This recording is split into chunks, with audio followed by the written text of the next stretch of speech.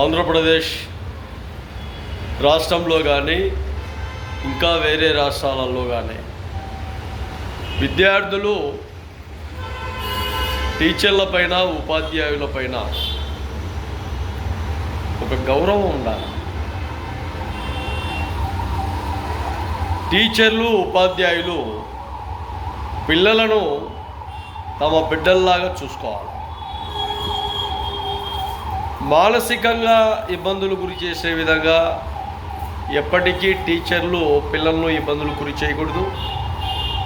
అలాగే టీచర్లను ఉపాధ్యాయులను గురువులుగా భావించాలి. తల్లిదండ్రుల తర్వాత వాళ్ళను తల్లిదండ్రులుగా చూసుకోవాల్సిన బాధ్యత పిల్లలకు ఉంది. పిల్లలు కూడా 10వ తరగతి 9వ తరగతి 8వ తరగతి చదివే పిల్లలు కూడా ఉపాధ్యాయుల పైన తిరుగుబాటు చేస్తున్నారంటే తల్లిదండ్రుల క్రమశిక్షణ కరెక్ట్గా లేదు అని అర్థం.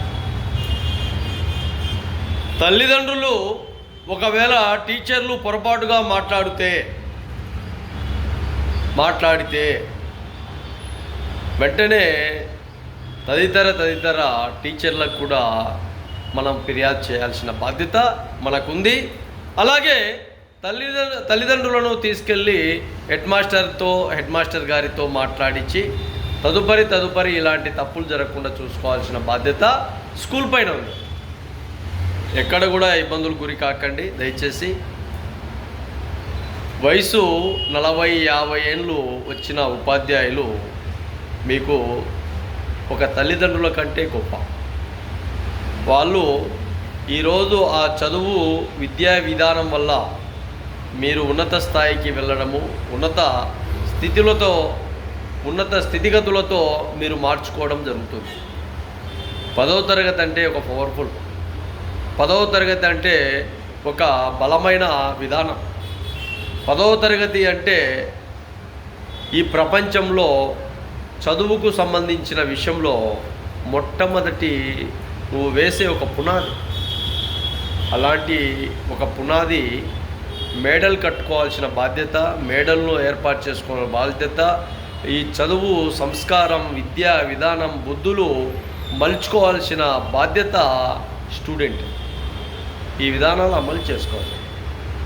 ఈ మధ్య ఒక వీడియో చూస్తే ఒక అబ్బాయి 10th క్లాస్ అబ్బాయి ఒక టీచర్ను గుద్దుతున్నాడు అతనికి ఈ భాగం పైన.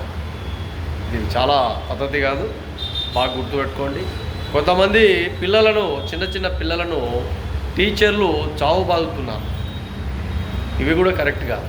సోషల్ మీడియా రావడం వల్ల చాలా వరకు తెలియని విషయాలు కొన్ని విషయాలు ఎక్కడెక్కడో జరిగే విషయాలు కూడా రావడంతోనే మేము మహాజన రాష్ట్ర సమితి ఈ విషయాలను ఖండిస్తున్నాం. నెక్స్ట్ ఇలాంటి జరగకుండా చూసుకోవాల్సిన బాధ్యత పూర్తిగా ఆ స్కూల్ టీచర్లు ఉపాధ్యాయులది అందరిది.